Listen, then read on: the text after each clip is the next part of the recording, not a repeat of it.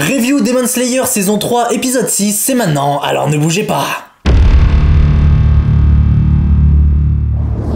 Salut à tous, j'espère que vous allez bien, et comme je le disais juste avant, on se retrouve ensemble aujourd'hui pour parler de l'épisode 6, saison 3 de Kimetsu no Yaiba. Franchement, on a encore eu le droit en plus à un très bon épisode, avec encore pas mal de mystères ajoutés, dont il nous faudra élucider et théoriser en fin de vidéo. On a eu le droit à beaucoup de combats, un flashback de Genya, et la confirmation d'un élément traité dans les reviews précédentes, et dont on parlera dans le mode théorie en fin de vidéo comme d'habitude. Avant de commencer à discuter en profondeur de l'épisode, n'oubliez pas de liker cette vidéo si elle vous plaît, et de vous abonner si c'est pas déjà fait, ça récompense le travail fourni et ça fait plaisir, merci d'avance à ceux qui le feront. L'épisode débute donc au moment où Tanjiro rejoint Genya et remarque qu'il a absolument toutes les caractéristiques qu'un démon peut avoir, ce qui n'est pas normal du coup. À peine le temps de discuter avec Genya que Karaku, Sekido et Urogi parlent déjà même en ayant leur tête sur leurs mains. D'ailleurs Sekido nous apprend qu'ils sont bel et bien en train de se régénérer même si c'est assez lent. Malheureusement cela veut dire que ce qu'a fait Tanjiro n'a servi à rien.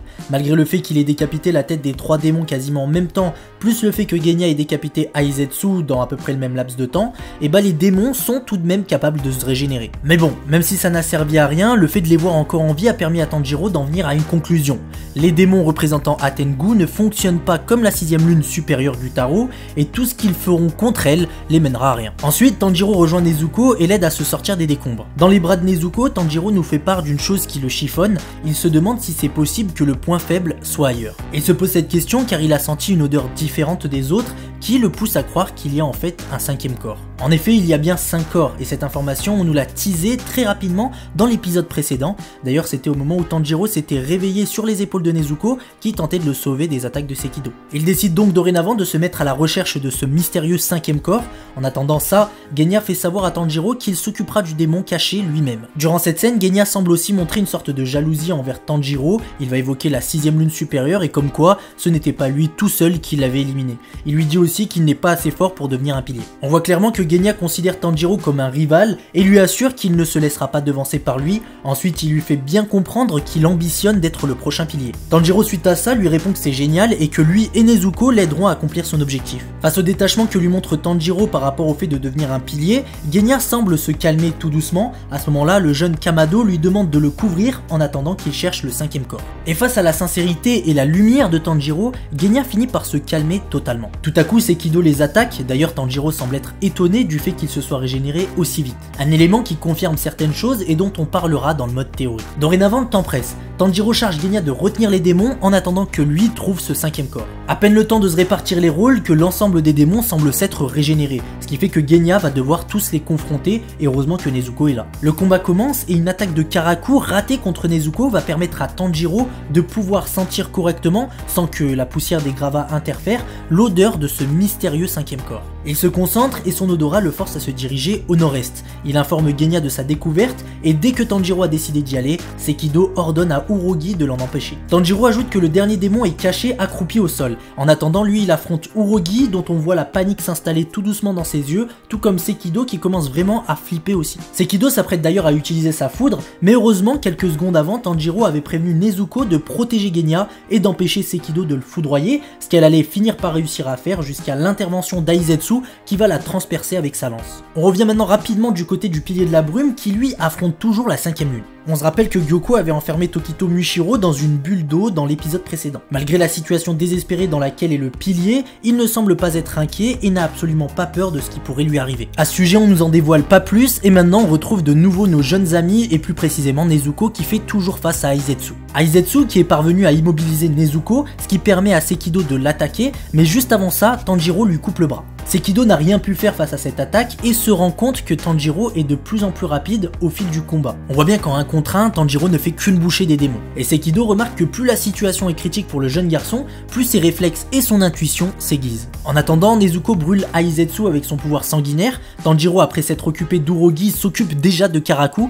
Même s'il a subi son attaque de plein fouet, Tanjiro est parvenu à trancher le bras de Karaku. Il ne peut donc plus lancer son attaque pendant quelques secondes. Cette attaque de Tanjiro permet à Genya de continuer ses recherches pour trouver le 5ème corps. Et après quelques indications de la part du jeune Kamado, il finit par apercevoir le véritable démon Atengu, mais sauf qu'il est aussi petit qu'un rat. D'ailleurs à ce moment-là, quand on voit Atengu, on se rend compte à quel point la particularité qu'a Tanjiro due à son odorat surdéveloppé est importante.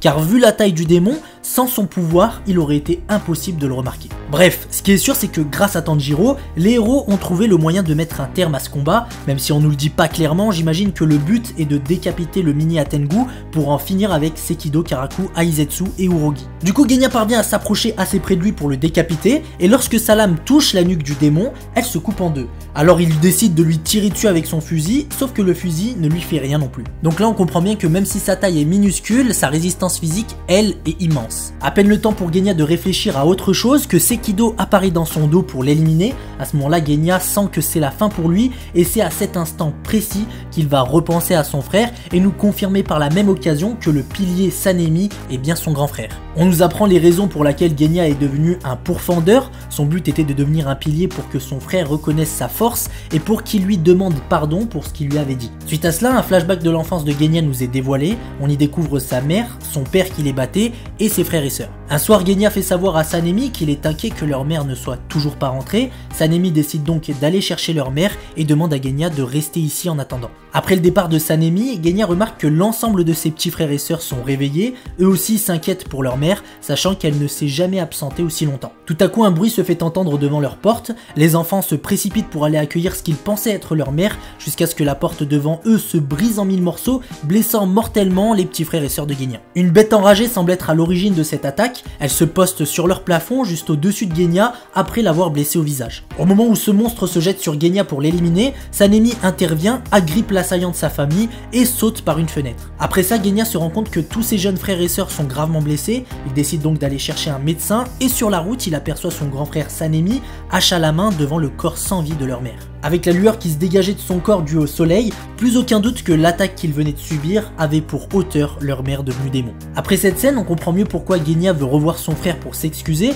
car avec la panique et la tristesse, il a accusé son frère d'avoir tué leur mère, alors qu'on le voit clairement, Sanemi aussi a l'air complètement sous le choc de voir que jusque-là il combattait sa mère. Aujourd'hui, Genya a compris que son frère a combattu pour protéger sa famille, et quand le jour s'est levé, Sanemi a compris qu'il avait en fait tué sa mère en la combattant. À cet instant, on n'imagine même pas ce qu'a dû ressentir Sanemi, tuer sa propre mère et que le seul frère qu'il est parvenu à sauver le traite d'assassin. Je sais pas du tout si c'est cette raison qui a fait de lui ce qu'il est aujourd'hui, mais ce serait en tout cas très compréhensible. Au final, l'histoire de Sanemi ressemble beaucoup à celle de Tanjiro, sauf que lui a tué sa mère en plus de tout ça. Toute cette histoire est d'autant plus triste lorsqu'on nous montre le flashback où les deux frères, donc Sanemi et Genya, se promettent mutuellement de protéger ensemble leur famille. Malheureusement pour Genya, il semble qu'il ne pourra pas présenter ses excuses à Sanemi car il est à deux doigts de se faire tuer par Sekido. Au moment où l'on croyait que tout était terminé pour Genya, Tanjiro intervient et coupe une nouvelle fois le bras de Sekido en lui hurlant de ne pas abandonner. Tanjiro lui demande de réessayer de trancher la tête du mini Atengu et lui dit qu'en quelque sorte, s'il veut vraiment devenir un pilier,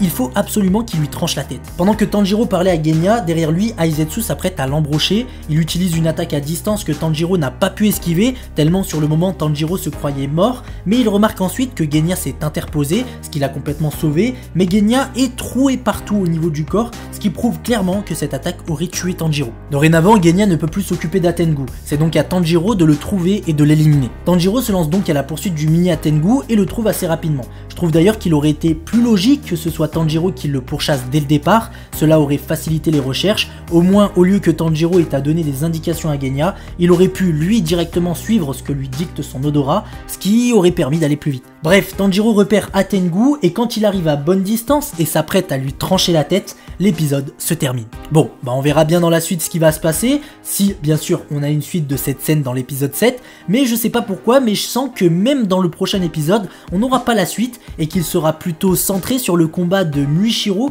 contre Gyoko. Dans tous les cas, on aura bien sûr la suite, mais ce que je veux dire par là, c'est que j'ai du mal à croire que dans l'épisode 7, on aura le moment où Tanjiro tranche la tête de Atengu, parce qu'en fait, pour moi, ça va pas se passer comme ça, on va avoir quelque chose de nouveau qui va se passer, peut-être une transformation d'Atengu, je sais pas, en voyant sa dernière arrivée, il y a moyen qu'il nous sorte une dinguerie, et que du coup, à la place, dans l'épisode 7, on aura la suite du combat, Gyoko vs Muishiro. Et voilà, cette information est à prendre avec des pincettes, parce que c'est vraiment qu'une théorie, c'est vraiment qu'une sensation que j'ai eue sur le moment. Bon voilà, maintenant qu'on a vu l'ensemble des éléments, il est temps de passer en mode théorie et commençons par la fin. Donc à la toute fin, on voit que Tanjiro s'apprête à trancher la tête d'Atengu, et d'ailleurs à votre avis, va-t-il y arriver? N'hésitez pas à répondre à cette question en commentaire. Personnellement, je pense qu'il ne parviendra pas à lui trancher la tête, parce que encore une fois, ça me paraît beaucoup trop facile. De plus, je me demande pourquoi Atengu ne se bat pas lui-même au lieu de compter sur chagrin, colère, joie et plaisir pour combattre. Suite à cette réflexion, j'ai donc réfléchi à quelque chose et je me demandais si les lunes supérieures n'étaient pas chacune d'entre elles la représentation des 7 péchés capitaux.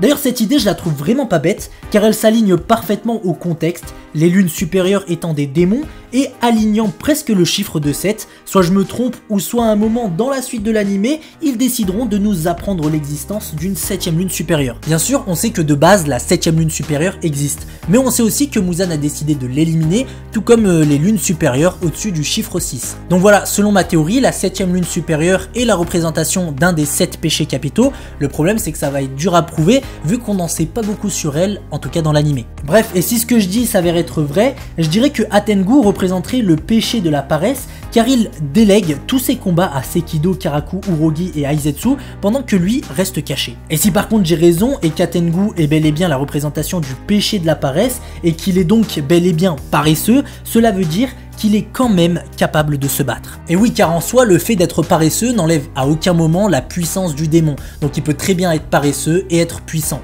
Voilà. Et donc, pour en revenir à ce que je disais tout à l'heure, il se pourrait qu'au moment où Tanjiro s'apprête à lui trancher la tête, qu'Atengu, sentant son heure arriver s'il ne fait rien, réagisse enfin et décide de réabsorber chagrin, joie, colère et plaisir pour enfin combattre à fond ses ennemis. D'ailleurs, n'hésitez pas à me dire en commentaire à votre avis quel démon représente quel péché, avec ce qui reste, donc l'orgueil, la certitude de se suffire à soi-même, l'avarice, la perte de sa liberté pour un bien matériel comme l'argent, l'envie, la colère, la luxure et la gourmandise. Après, voilà, je peux me tromper, mais en tout cas, je me sentais obligé de vous en parler. Ensuite, concernant Genya, il semble que ma théorie dans ma review précédente était assez juste, donc on ne sait toujours pas pourquoi, mais Genya possède la faculté de se transformer en démon, ou du moins de profiter de certains de leurs pouvoirs. Je suis assez curieux de savoir comment il a pu acquérir un tel pouvoir, surtout que, contrairement à Nezuko, lui ne craint pas le soleil et est capable de déclencher ce pouvoir. Il est donc un humain le jour et peut se transformer en démon la nuit. Par contre, lorsque Sekido s'apprêtait à l'attaquer par derrière, Genya nous a révélé que comme tous les démons, lui aussi son point faible est la nuque. Donc voilà, aujourd'hui la grosse question qui plane autour de son pouvoir est comment l'a-t-il eu et est-ce que cela a un rapport avec Muzan ou est-ce que c'est autre chose? Donc on verra bien. Pour rester un peu sur Genya, je voulais aussi discuter du fait qu'il ne possède pas de souffle. En effet, quand il a essayé de trancher la tête du mini Atengu, il n'a pas réussi et ce car il ne maîtrise pas de souffle. Et d'ailleurs jusqu'ici, il me semble que c'est le premier personnage majeur à ne pas posséder de souffle. C'est d'ailleurs le seul qu'on connaît qui a survécu à l'examen de sélection des pourfendeurs sans maîtriser de souffle. J'imagine qu'à ce moment-là, la raison de sa survie et de son admission suite à cet examen réside sur son pouvoir qui lui permet de se transformer en démon. Cela indique par la même occasion qu'il possédait déjà son pouvoir à ce moment-là. J'imagine donc que son pouvoir il l'a acquis entre le moment où sa famille s'est fait tuer et son apparition à l'examen des pourfendeurs. Ou alors peut-être que c'est suite à la blessure au visage que lui a fait sa mère changer en démon qui est à l'origine de son pouvoir. On devra donc élucider tout ça avec les épisodes suivants. Maintenant j'ai envie qu'on parle de Sanemi, le frère de Genya. Dans les flashbacks de Genya, on voit que Sanemi a l'air très mature pour son âge,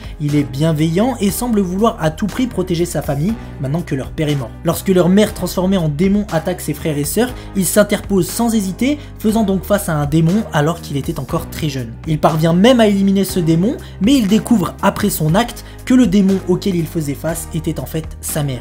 Il a donc tué sa mère, même si en soi, elle était déjà morte, et en plus de ça, la seule personne qu'il a réussi à sauver, donc Genya, le traite d'assassin. J'imagine que c'est ce moment de la vie de Sanemi qui l'a poussé à devenir un pourfendeur puis un pilier, pour en fait donc venger sa famille du démon qui a tué leur mère, puis qu'il l'a transformé en démon pour qu'au final elle tue une grande partie de ses enfants. A mon avis, le Sanemi qu'on a croisé en saison 1 est la résultante majoritaire de cet instant. Bien sûr, il y a sans doute des moments de sa vie qui se sont ajoutés, mais ce qui est sûr, c'est que je pourrais affirmer presque à 100% que ce moment est le point de départ du comportement que Sanemi a eu pendant la convocation des piliers par Ubuyashiki. Voilà concernant Sanemi. Maintenant je voulais aussi qu'on parle de Sekido pour encore une fois mettre en avant le fait qu'il est par rapport à Karaku, Urogi et Aizetsu ce qui ressemble le plus à un chef. En plus des ordres qu'il leur donne, on peut ajouter qu'il est celui qui se régénère le plus vite. En effet, on remarque lors de l'attaque tête dansante de Tanjiro que Sekido est celui qui reçoit en dernier l'attaque alors qu'il est le premier à s'être régénéré. Cette info en plus ne fait que confirmer ma position quand je disais que Sekido est peut-être le chef après Atengu bien sûr. En soi cette information n'est pas vraiment importante, mais j'avais envie d'en discuter avec vous. Bon voilà, je crois qu'on a à peu près fait le tour, on va donc se dire à la semaine prochaine pour parler de l'épisode 7. Prenez soin de vous, allez, ciao les potes!